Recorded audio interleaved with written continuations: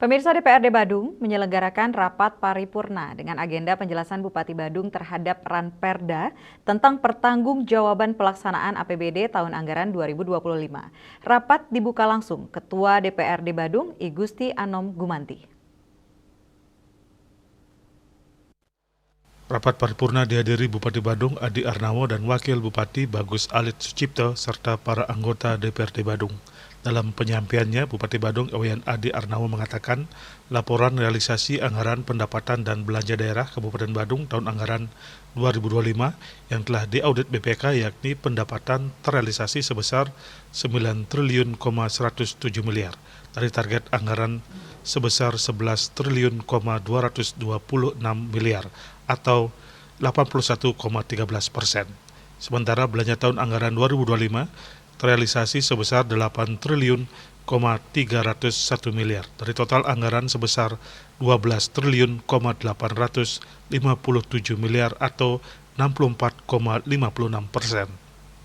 Sedangkan terjadi surplus APBD tahun anggaran 2025 terrealisasi sebesar 806 miliar, 537 juta dari yang direncanakan, defisit sebesar 1 triliun, 631 miliar atau minus 49,45%. Memasang target ini berdasarkan potensi, tetapi kan dia tidak pesimistis.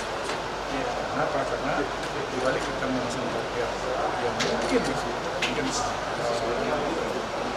melebihi daripada realisasi sekarang. Ini salah satu upaya kita untuk memotivasi pendapatan daerah untuk semakin agresif di dalam melakukan pendapatan sumber. Sementara itu, usai penyampaian penjelasan, Bupati Badung menyerahkan naskah penjelasan kepada Ketua DPRD Badung dan diteruskan kepada para ketua fraksi untuk menyusun pandangan fraksi yang akan dibahas kembali dalam agenda sidang paripurna berikutnya.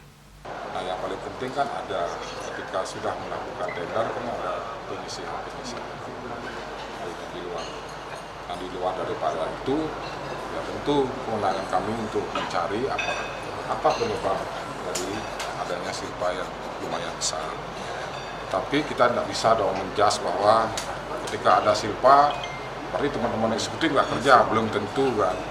Jadi kan tadi sudah saya sampaikan bahwa efisiensi bisa juga datang dari program dan kegiatan yang memang jadi kan melalui proses tender. Jadi disisihkan mungkin jumlahnya seperti itu. Atau yang lain, nah ini yang lain ini kita akan mencari.